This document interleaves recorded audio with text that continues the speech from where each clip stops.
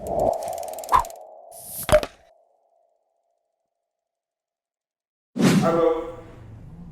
Ya, halo. halo. Gimana kabar lo? Ya. Iya, baik, baik, baik, Apa baik. kabar? Puji Tuhan baik. Apa kabar ini? Ya, Puji Tuhan. ya.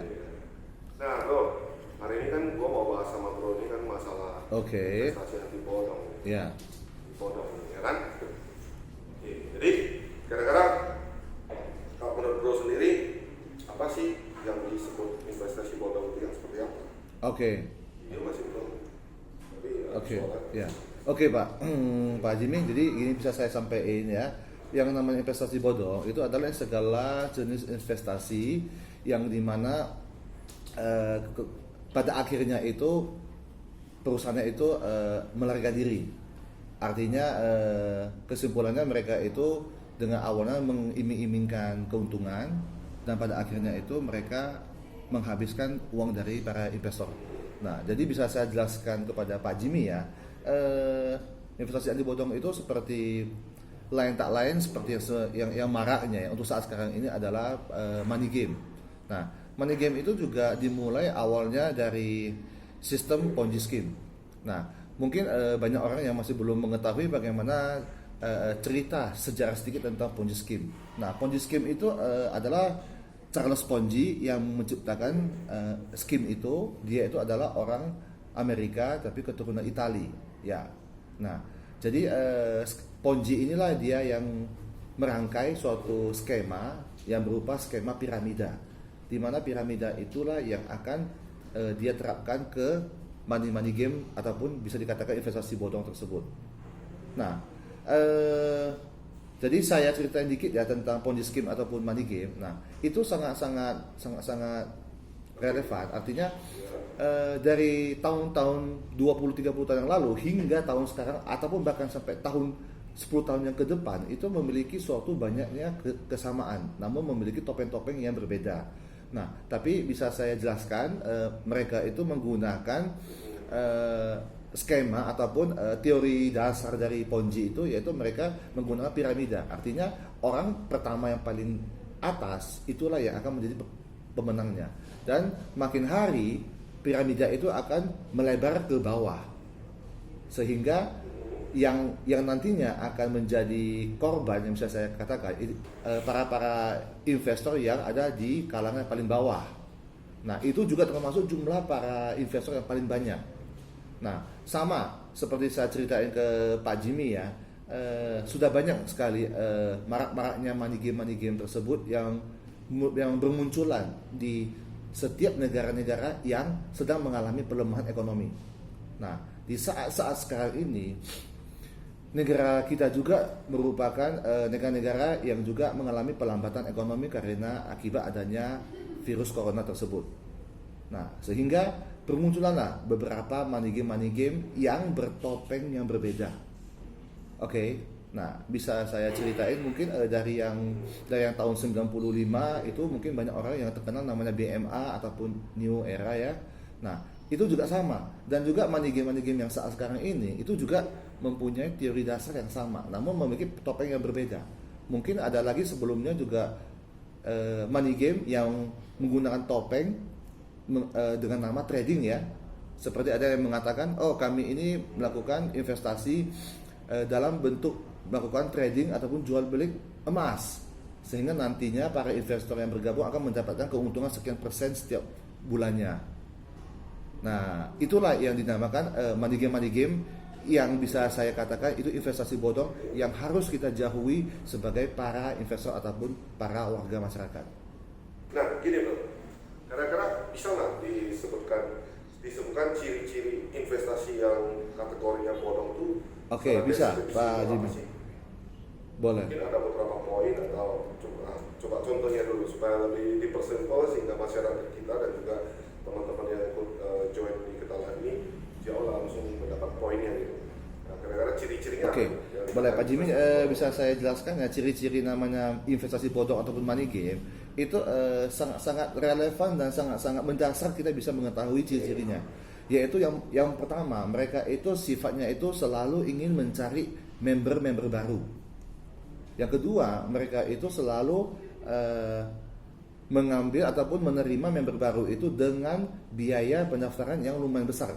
Mereka tidak akan menerima biaya pendaftaran yang biayanya yang sangat-sangat rendah. Oke. Yang ketiga, mereka itu selalu memberikan skema ataupun menjelaskan tentang bagaimana keluar dan masuknya dana para investor. Nah, yang keempat, mereka itu tidak ada namanya training. Member-member yang masuk ke dalam bergabung dalam perusahaan tersebut, mereka itu tidak akan melakukan training kepada member-member yang bergabung. Nah, dan yang terakhir, mereka itu selalu memberikan janji pendapatan yang tetap setiap bulannya, sekian persen dan sekian persen. Kira-kira itu mungkin kriteria ya ataupun ciri-ciri yang mendasar yang bisa dikatakan inilah termasuk jenis-jenis perusahaan ataupun investasi bodong ataupun money game. Nah, bro, ini gini bro, kan saat sekarang ini kan di Indonesia kan ada hukumnya, peraturannya, segala macam untuk mengatur masalah investor dan segala macamnya kan, apalagi masalah jasa keuangan kan. Dan kita juga tahu OJK sendiri, Otoritas Jasa Keuangan di Indonesia ini kan justru juga mengawasi ya kan. Nah, tetapi kenapa lagi sudah ada peraturannya, hukumnya, dan ada juga badan yang sudah mengawasi hal tersebut, tapi kenapa investasi bodong ini masih terus merebak di Indonesia? Nah, jadi gini. Jadi gini Pak Jim ya, bisa saya katakan kembali lagi seperti yang saya katakan pertama, investasi bodong ataupun money game itu selalu akan berkembang seperti jamur, di mana lokasinya yaitu negara-negara yang sedang mengalami pelambatan ekonomi. Wajar, kenapa? Karena di saat pelambatan ekonomi, semua warga masyarakat itu akan mengalami kehambatan untuk mendapatkan keuntungan dari bisnis-bisnis mereka. Datanglah money game ataupun investasi bodong itu sebagai penyelamat ataupun malaikat yang kita katakan di bahasa umumnya, sehingga mereka itu datang untuk memberikan janji, mendapatkan keuntungan yang besar dalam jumlah waktu rentan yang sangat singkat. Disitulah sering sangat terjadi para investor yang selalu ingin bergabung kepada perusahaan-perusahaan investasi bodong tersebut, walaupun memang dari segi peraturannya juga sudah diawasi. Nah, yang kedua, mereka terus Nah, yang kedua, mereka itu juga akan terus berkembang karena mereka juga tidak memiliki kantornya ataupun tidak memiliki lokasinya. Mereka hanya selalu menggunakan sistem online dan IT. Nah, jadi mereka itu juga bisa dikatakan peluang besar bisa menghindari dari masalah OJK dan juga masalah hukum yang akan memperhatikan mereka tersebut. Nah, apakah dari menurut Bro sendiri, apakah dari sisi hukum atau pemerintah kita sendiri ataupun badan yang mengawasi itu harus punya solusi ya? Karena ini kan namanya kebobolan.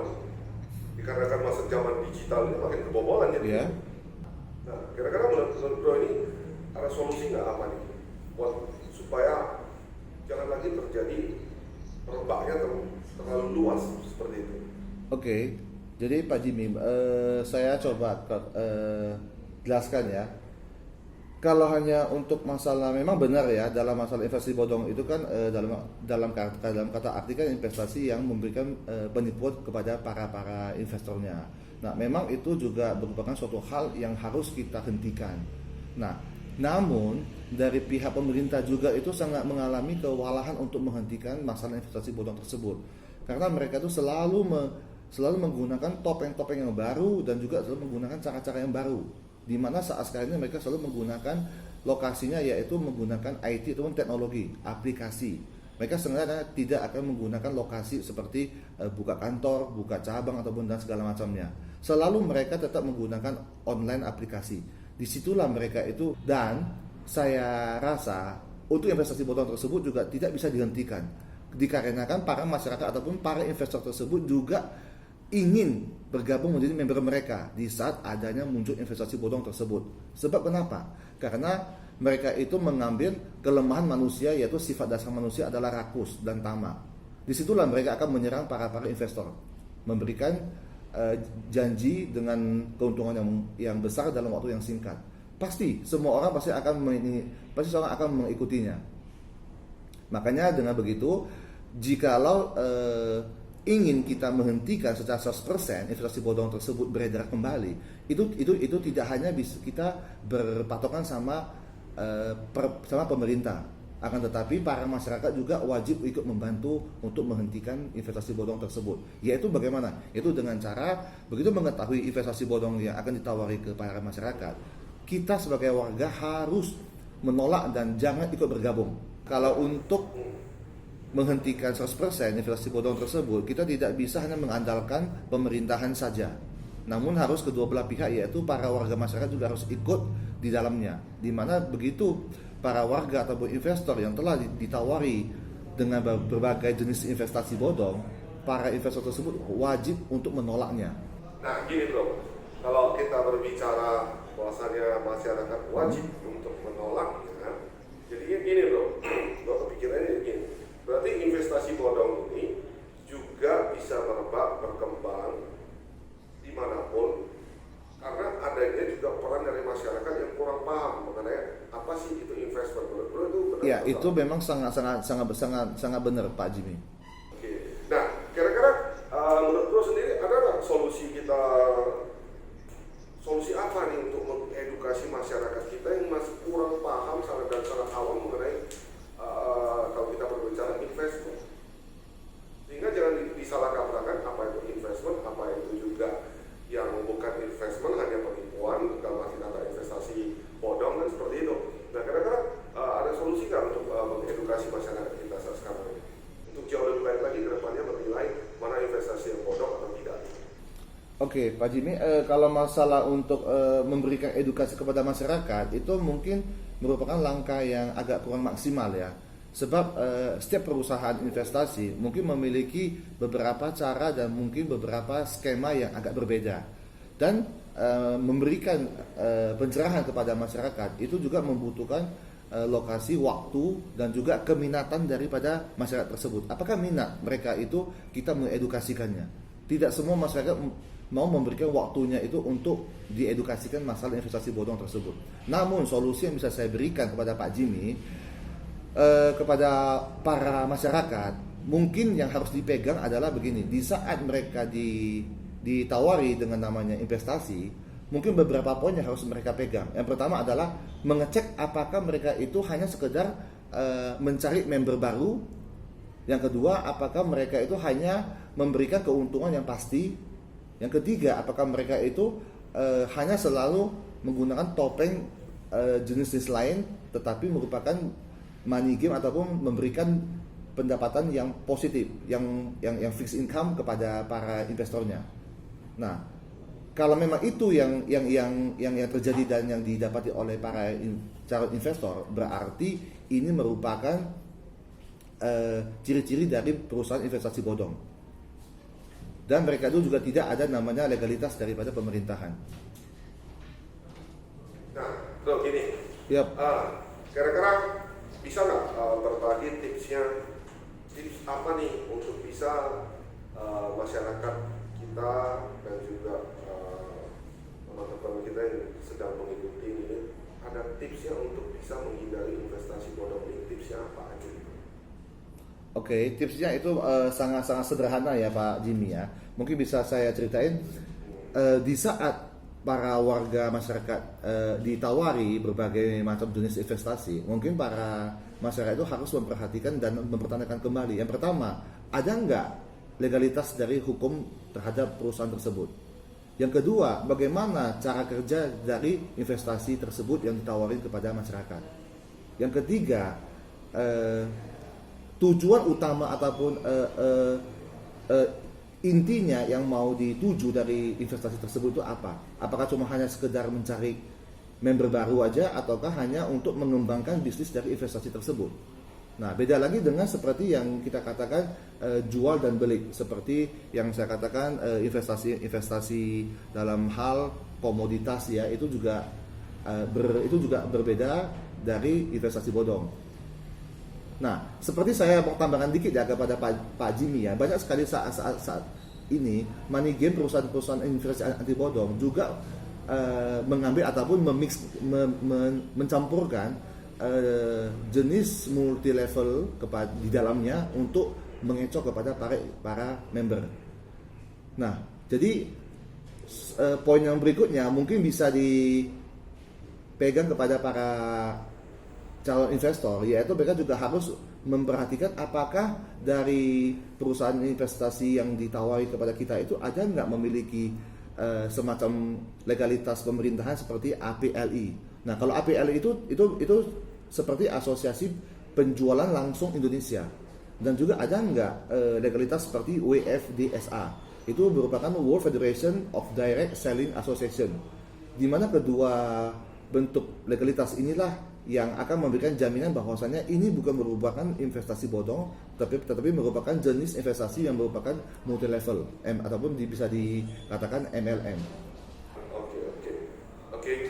Nah, jadi guys, teman-teman sekalian semua udah paham ya dengan penjelasan dari Pak Iwan sendiri, apa sih investasi bodong, ciri-cirinya seperti apa, tipsnya seperti apa, dan kita sebagai masyarakat juga harus berperan di dalamnya untuk jangan lagi terjebak akan hal-hal tersebut. Nah, kalau tadi kita berbicara masalah investasi bodong, nah mau nanya bro nih, kalau investasi anti bodong itu investasi seperti apa lagi nih? Nah, kalau yang namanya investasi anti bodong, yaitu segala jenis investasi yang merupakan kebalikan dari investasi bodong tersebut. Di mana bisa saya jelaskan, investasi anti bodong itu merupakan investasi yang mempunyai legalitas yang sah. Yang pertama, mempunyai persyaratan ataupun legalitas hukum dari pemerintahan. Yang kedua, mereka itu memiliki perusahaan atau alias memiliki kantor lokasi yang mereka buka. Yang ketiga, mereka itu terang-terangan memiliki rekening yang telah dipilih oleh pemerintahan. Yang keempat, mereka itu juga ada di bawah naungan sebuah lembaga pemerintahan. Nah, itulah namanya investasi anti bodong tersebut. Yang bisa dikatakan para investor juga mengetahui dana yang mereka masukkan ataupun dana yang mereka tanamkan, itu tahu alur dana itu dikemanakan dan bagaimana hasilnya. Jadi hasilnya bisa aja plus terus atau gimana ya? Gimana? Hasilnya plus terus atau gimana ya? Oke, nah jadi kalau yang namanya investasi itu bisa hasilnya ada dua ya, bisa plus juga bisa minus. Namanya investasi itu kan sesuatu yang kita tanamkan dan dalam waktu jangka panjang ya untuk mendapatkan suatu hasil. Nah, tergantung investasi apa yang kita tanamkan. Contoh, misalnya kita menanamkan investasi seperti di bidang properti. Kalau kita salah melakukan investasi ataupun membeli lahan ataupun tanah, itu tahun demi tahun harganya juga bisa mengalami kerugian. Nah, tapi lain halnya kalau memang kita pintar untuk menanamkannya ke hal yang bagus, mungkin tahun demi tahun juga harganya juga akan naik sehingga mendapatkan keuntungan. Jadi investasi anti bodong itu sebenarnya banyak sekali ya bentuk-bentuk dan jenisnya. Bentuk-bentuk dan jenisnya. Iya, oke. Nah, dan salah satunya juga ada merupakan investasi anti bodong itu juga merupakan seperti investasi dalam melakukan transaksi jual beli di bidang komoditi ataupun di bidang komoditas. Nah, itu komoditas itu adalah suatu bidang seperti sumber daya alam, seperti kita melakukan jual beli ataupun ekspor impor seperti minyak, emas, rempah-rempah, cengkeh, bahkan sampai melakukan pertukaran mata uang juga merupakan dalam bidang komoditas. Nah, itulah merupakan investasi yang real, yang bukan anti bodong, investasi yang bukan bodong. Oke, nah dari sekian investasi anti bodong ini saat sekarang ini punya peluang di yang mana nih? Karena ada berbagai macam juga investasi anti bodong ini.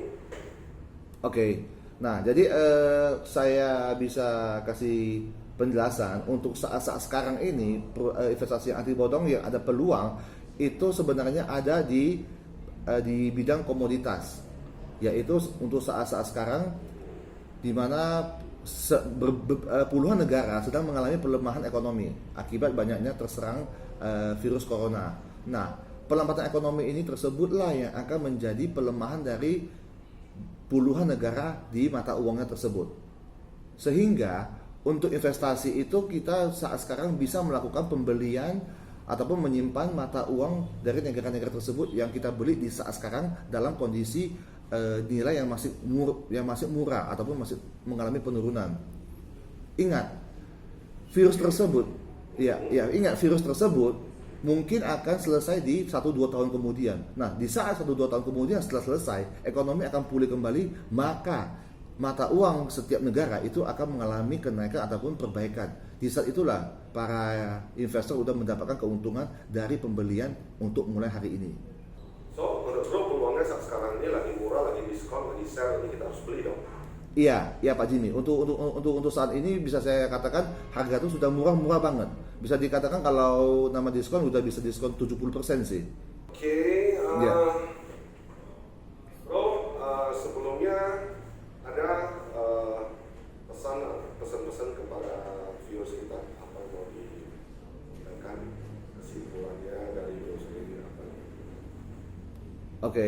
Nah, jadi pesan-pesan yang ingin saya sampaikan kepada para masyarakat itu tolonglah para masyarakat itu juga harus jeli dan juga pintar dalam memilih investasi tersebut.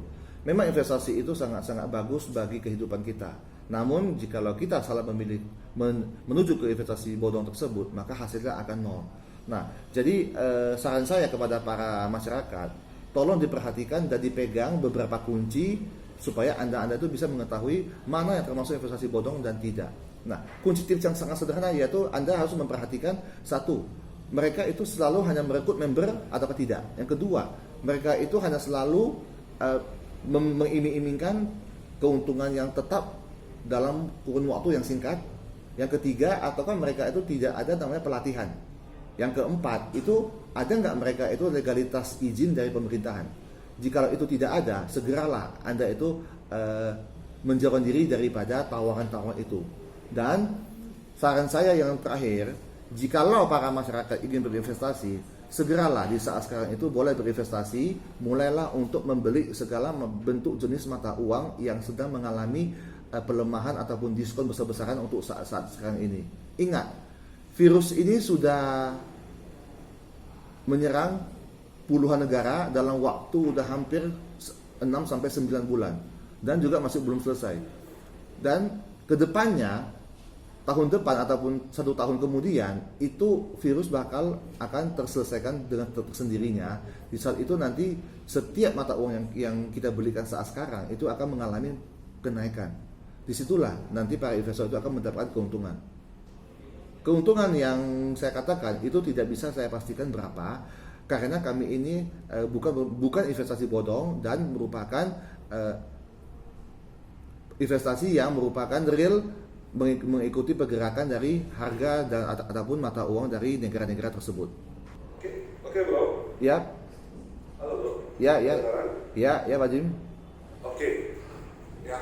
Jadi guys, ingat ya, itu dari pesan dari Pak Irwan sendiri, kita harus lebih hati-hati ya mengenai investasi bodong ini. Harus kita perhatikan, tadi sudah dijelaskan kalau dia berjualannya di Indonesia, legalitas di Indonesia ini seperti apa. Jangan juga jual di Indonesia mengambil legalitas dari luar negeri yang juga nggak jelas. Oke.